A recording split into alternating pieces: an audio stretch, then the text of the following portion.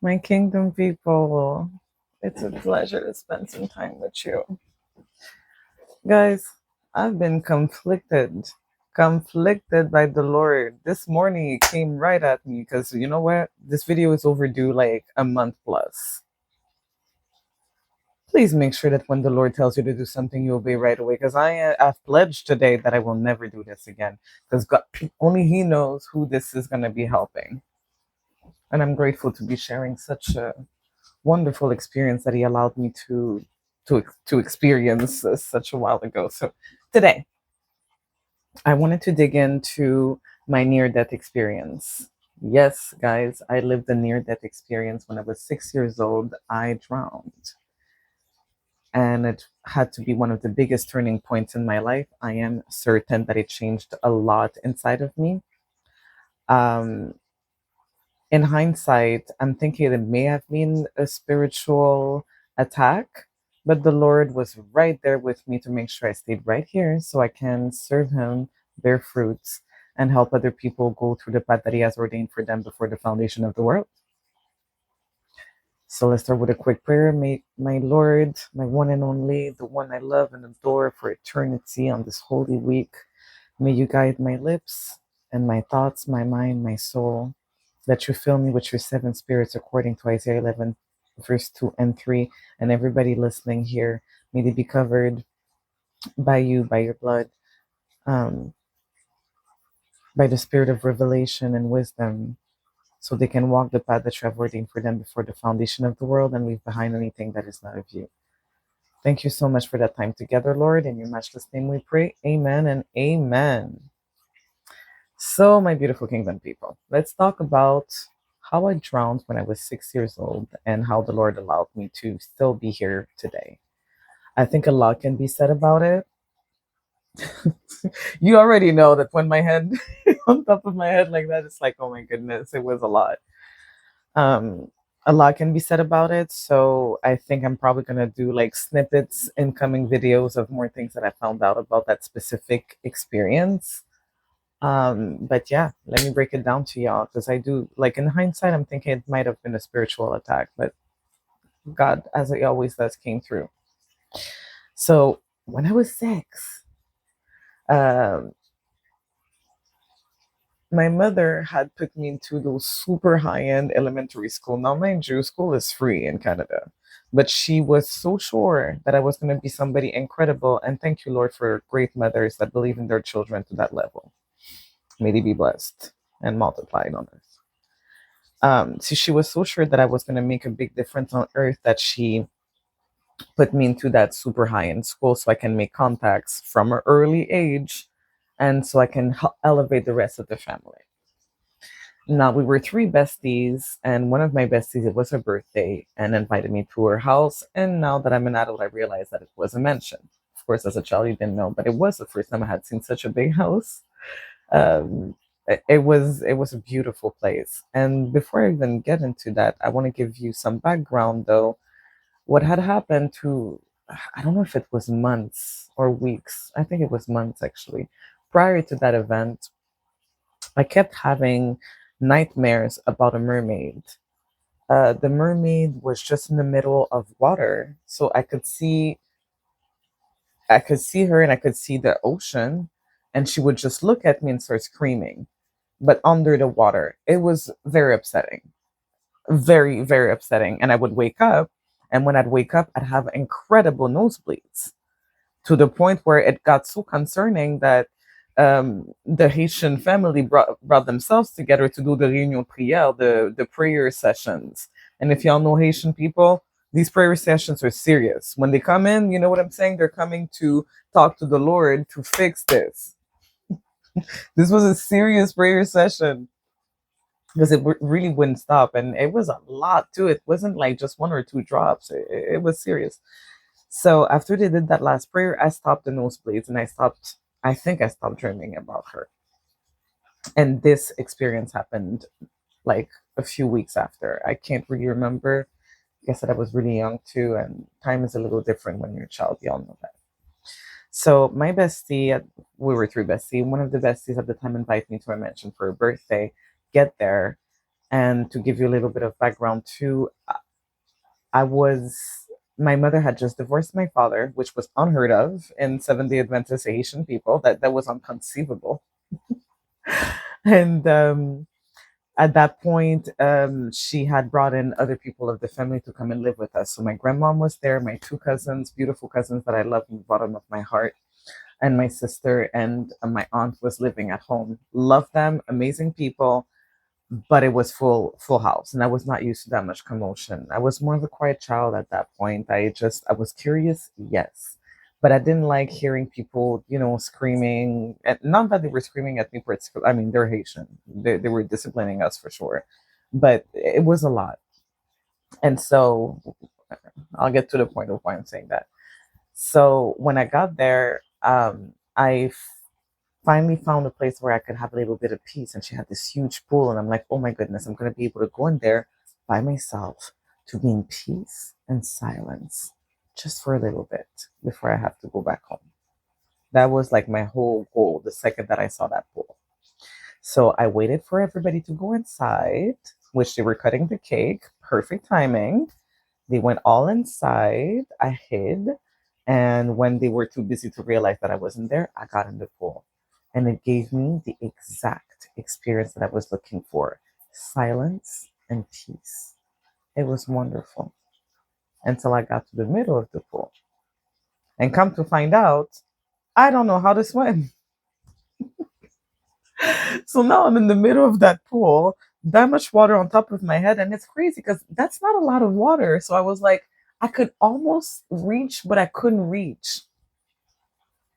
And I don't know that I knew that word, but remember thinking, okay, all right, so what can I do? So I try to move a little bit to see if I can go to the left or to the right. Can't do it because I'm too small. So I'm like, okay, what do we do? I know. I just got to get out of my body so I can tell them to come and get my body. And that made complete sense to me. And you know what? It still does. Still, I love the mind of a child. They understand things that we forgot. I'm not going to say I have a hard time understanding. We forgot about that because our parents, well, and the guardians, the physical guardians, meant well, but they cut a lot of our not just imagination but connection to the spirit world. Because one thing I really want to put out there, what I've realized with that experience is that, number one, we're a spirit in a body and not the opposite. The body is the house, but the soul, the spirit, which I think there's a nuance and a difference between them, and I'm still learning about that. So in coming videos, we'll dig in a little more into the difference of the two, but we really are a spirit inside of a body. So I'm telling myself that I feel like that makes complete sense. So you know what? I got out of my body. It was incredible. It was just incredible. I could see everything. And I don't know if that's going to help anyone that has lost somebody drowning or that just has lost somebody. Going through the near death experience, I can tell you it doesn't hurt when you get out of your body and you still have that consciousness. It's as if your mind is capable of it's complete clarity. That's what I want to say. It's complete clarity. Your mind is not obstructed by any worldly distractions. It just knows what it's searching or seeking at that moment, and it feels, I think, a lot of love and gratitude for life. It's beautiful. And from that experience, which you will see a little bit later on, you do, from what I've experienced, we leave. So I know a lot of people are like, yeah, they're still here. I'm not sure about that because I think we do leave, but I'll leave that for the end. So get out of my body. I can see everything. And it was interesting because when I left the body, I could see, of course, inside of the pool, but then I could see inside of the earth next to the pool. I could see inside of the trees. I could see on top of the house. I could see like the whole street. It was incredible. Fascinating is an understatement, to the point where I almost forgot, where my mind was like, sweetie, body, gotta go save my body. So I go inside of the house because obviously I got to save my body. If not, I would have roamed a little longer because incredible. So I go inside and I try, to have people look at me, but most people, some people felt me. I was going to say everybody felt me, but that's not true. Some that was not aware that I was there at all. Others could feel me without being able to see me, but only one gentleman was able to see me. And hey, it's 33 years ago. But if anybody remembers saving a little black girl from a pool in Montreal, thank you. And I pray for you very often and do reach out because I'd be really grateful to have a word with you. I'm so grateful for you. And obviously you have a different mind because you're the only person that was able to see me. So he sees me, he's a little freaked out because he can see me. He felt me and he saw me. And I'm like, okay, it's time to go back to my body because it's been a little while that I'm out there. And everybody's leaving the house anyways to go back to the pool. Now that I'm thinking about it, it is strange that they didn't realize that I wasn't there because I don't think there was that many black kids with respect. Anyways, so they finally go outside. So I go back to my body and I can't stay there too long because obviously I'm underwater, I can't breathe. So people go around the pool and they're playing and they're still not seeing me. I'm like, how can you not see somebody in the pool? That's wrong. That's what. So they go around the pool, and at this point, I'm gonna call them the guardians. I didn't see faces. It was more like lights. Yeah, they were lights that, if anything, I could see like rainbows. You know how you look at light and you can see all the colors? I could see that, and I knew they were more than one. If I had to guess, maybe three, but I'm not sure. So they're telling me that, I mean, we're gonna have to go now because nobody, your body's, we gotta go. And I looked at them and I was like, I'm not ready to go. I'm not ready to go. Number one, before I even think about myself, my mother will not survive this. She's not. This is gonna be way too much for her. I don't think she can do this at all. That's number one. And my heart was really heavy for that because I'm like, that's just too much for her. She can't go through this. That's number one. Number two, I'm just not even close to being done yet. I didn't say I was six, but I knew, like, I'm a young child. I still have so much to experience, so much to live. And that experience, because I did feel some type of way with everybody being at home. Because, like I said, they did disturb my peace a little. I loved them. I really did. I'm glad that they were there with me, but it was a lot. And I didn't really have a good relationship with my grandmother, even at that young age. She was a little bit different than anything I had ever met before, and there was a language barrier. She spoke Creole. I did not speak Creole at the time. And by the way, guys, for those that are wishing to learn Creole, Creole is a language that you end up learning at some point, understanding at some point. They speak to you at some point, word starts making sense. That's how I learned it. I think that's how most people learn. So yeah, there was a language barrier. There was a whole thing. Later on, I found out that she was the first generational curse breaker, but she didn't have the same resources that I have in the sense that, we have YouTube now, we have wonderful prophets and prophetess that are helping us, guiding us through this. And that's also another reason why I always urge people to pray for their leaders and, of course, first themselves to make sure that they don't idolize anybody and that they stay in the path that the Lord has ordained for them before the foundation of the world. Because each leader ministers or messengers for the Lord, but ultimately you're not praising. You know what I'm saying? You're not worshiping them, you're worshiping God. So we need to pray for them because they will, like everybody else, be tempted and sometimes be led astray, and you have to make sure that you can hear. But we have so many of them that have so many different messages or angles of the message that helps different type of people. So make sure that you have these different people that the Lord has sent you and that you prayed on and for to help you guide yourself into your spiritual growth. So to finish my story, maybe we read for 2 seconds. um Now I'm argumenting with the guardians, the lights that are like, guy, sweetie, you gotta go. Like, we gotta go. And I'm like, I'm not there. I'm not ready. Y'all, like, I'm just really not ready. I got so much to do.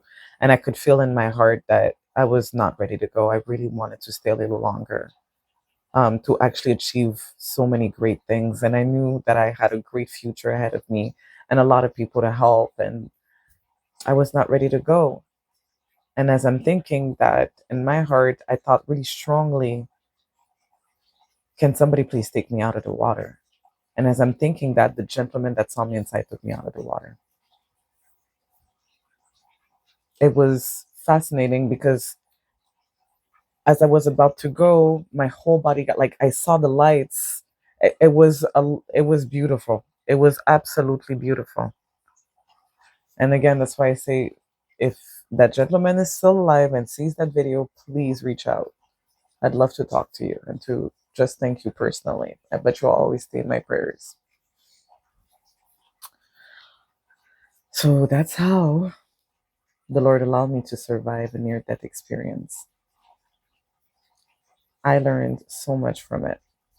So, actually, before I like, as I conclude that, and then we can talk a little bit about what's going to be coming next on that channel. Um, so, when I got out of the water, I was ecstatic. I couldn't wait to tell everybody what had happened because that was everything. Guys, I got out of my body. What are we talking about here? I spoke to guardians, to angels. I was saved at the last second. What? I need to tell y'all what happened. And as I'm turning around, super ecstatic, everybody was like, they were terrified. And I've been thinking about it. I was underwater for a long time, so I was probably bloated, maybe a little blue. it's it's God's miracle and miracle alone that I had no like brain, nothing. It was like I was a completely new person. So the adults brought me in so they could question me on exactly what happened.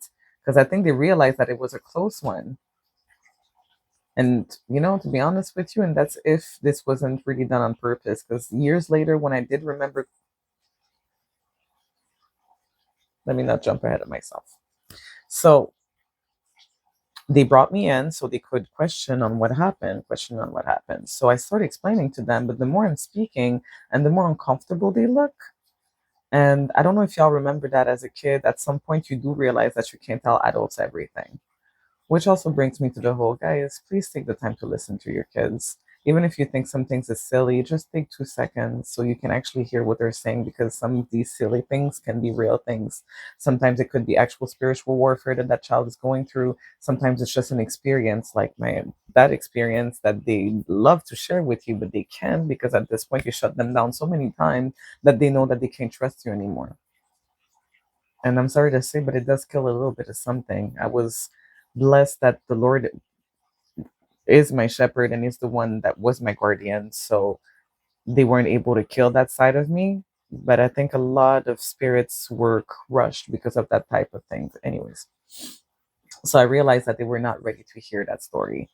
So I made it as brief as possible. And when I finished explaining everything to them, they told me that I couldn't say anything about what had happened to anyone ever. And frankly, I understood why they said that. Because my mother has grown a lot over the years. Today she would react differently, but back then she would have burned that whole house. There would have been another, like, bro, that Haitian woman, her child was in danger. You're about to hear about that for real, real.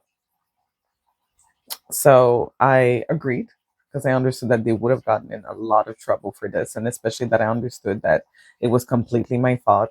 I hid. I was really good at hiding. I hid. I wanted to be in the pool. I wanted to go by myself. And I really did think that I could swim. I really did think that. And the Lord saved me.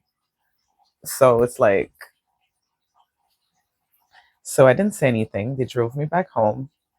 And I actually never saw them again. Not too long after that, my mother wasn't able to continue paying for my school at that place. So I had to go to another school, which I find very suspicious That's why I was saying, like, in hindsight, maybe it was more of a spiritual thing than I realized. When I told my mother years later, because what happened was that I actually completely forgot about it. I was that kid that you could honestly say everything to. Anything that you told me, and still today I'm like that, stays with, like, no one will ever know except for me and God. I find that that relationship of trust is extremely important. It's precious. It's priceless. Once it's broken, it's broken. Like, if you tell me a secret, it's between me, you, and God. Period.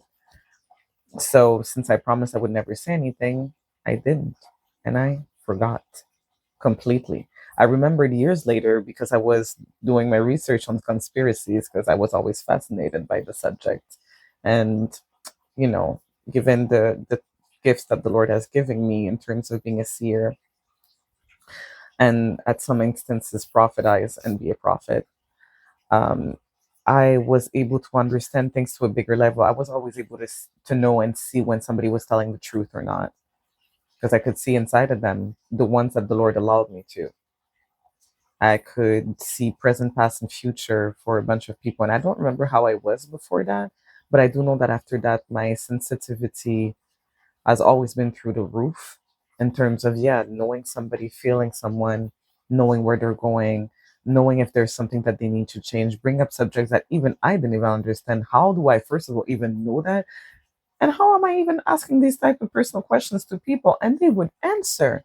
It's as if people knew that I knew about them on a deep spiritual level, and they knew that they could trust me too with things that they would never trust anyone with.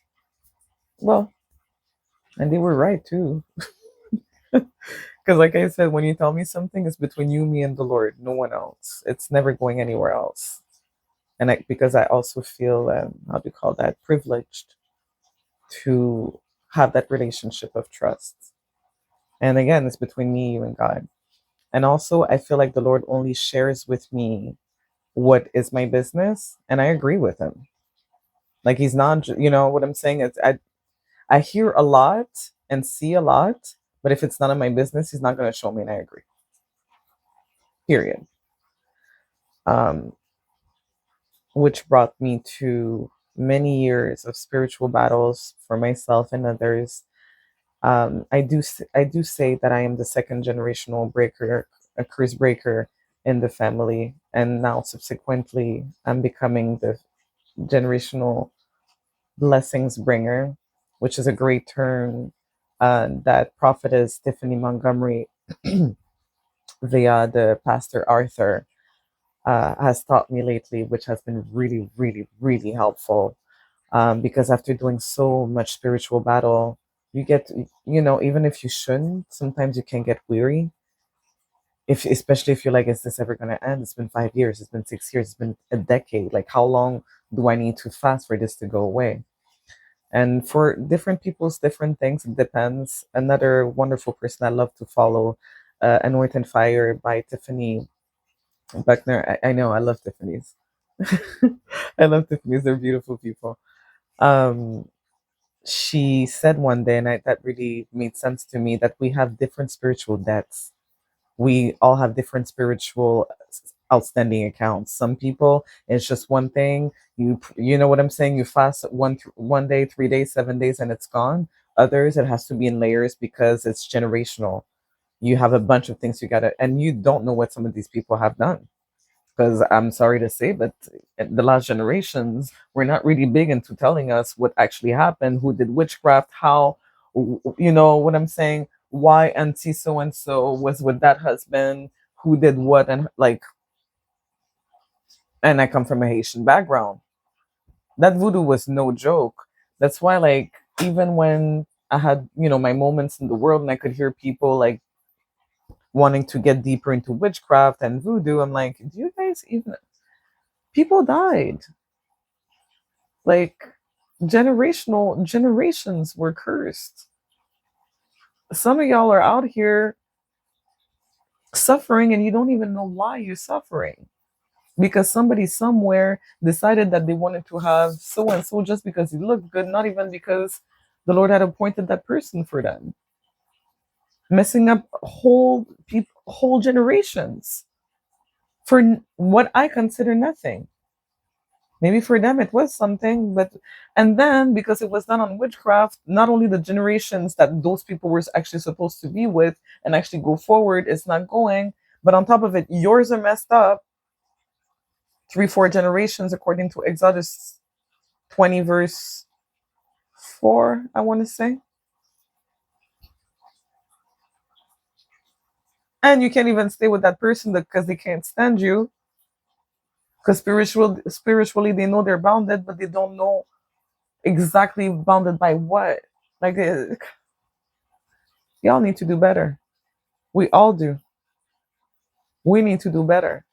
And what's crazy is some people did it on purpose. Others, which I found out, and I will get way deeper into that and in other videos, doing witchcraft without knowing it. By, for example, doing seduction. As a woman of God, the Lord has says that a man that finds a wife finds a good thing and is favored by the Lord. We are the prize. Have you ever seen a gift having to market itself? It does not. You just know you got to get it. It's just like one of the best things. You are the gift. The marketing is already done for you. You don't need to market it. Seduction is marketing and witchcraft.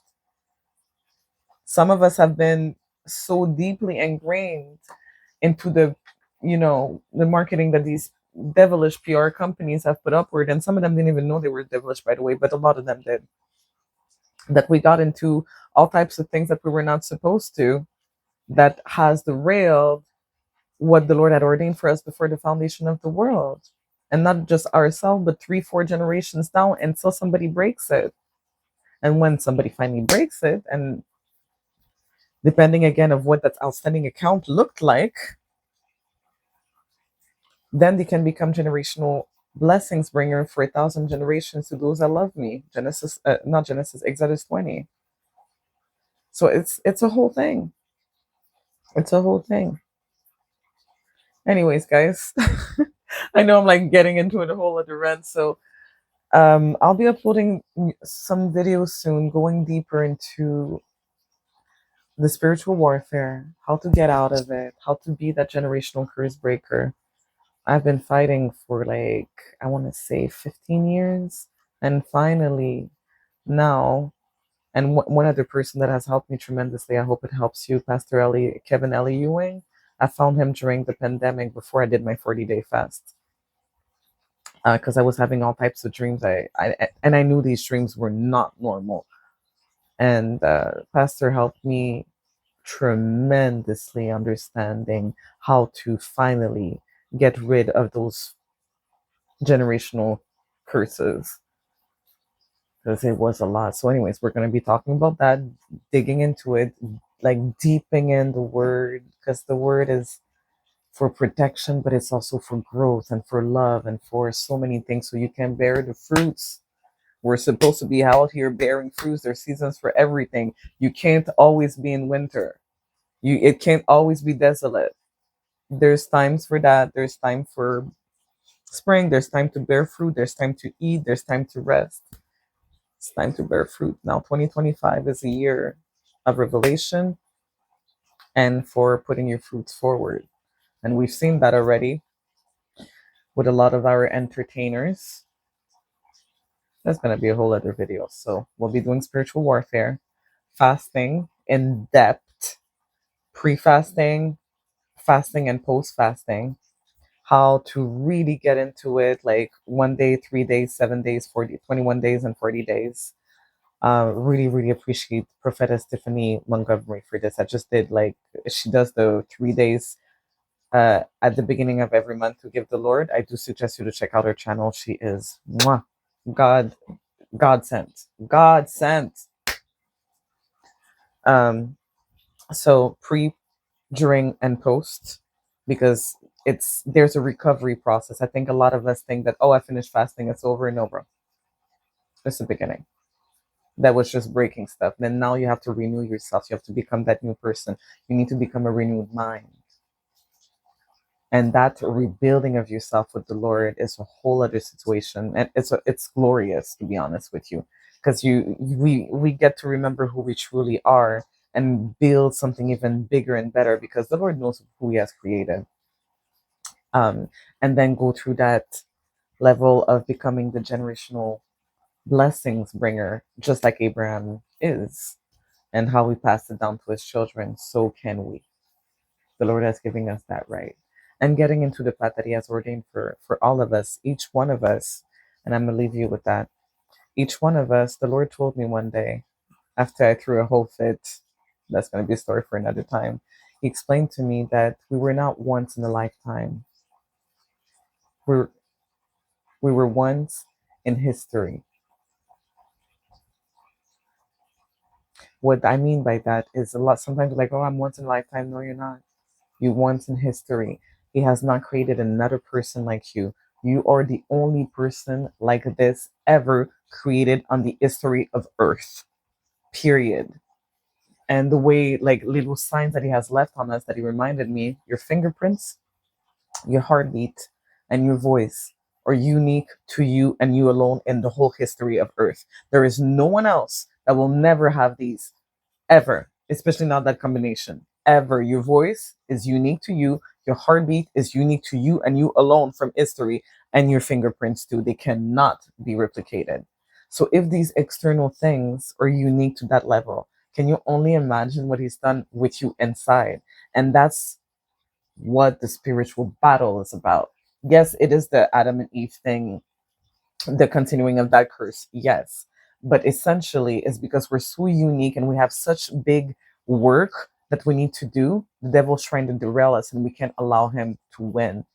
We are allowed to have this wonderful world, this wonderful planet, this wonderful life that the Lord has ordained for us before the foundation of the world. And I want to see each one of us make it because we deserve it, because we are extension of Him and we deserve to be and experience the best things ever.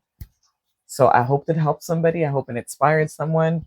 I look forward to sharing more um, teachings and discoveries with y'all, and that we can all grow together. Oh, and be, enjoying that kingdom on earth until His return and judgment. And I can't wait for that. The expansion and extension of His kingdom on earth by all of His children coming together and growing and making incredible things. I'm also a real estate agent and developer, and I'm working towards building communities for us. So if y'all also want to have some conversations about that, about ideas of how to build these communities for us to grow even bigger, I can't wait. I can't wait. I love you all, and I look forward to spending more time with y'all.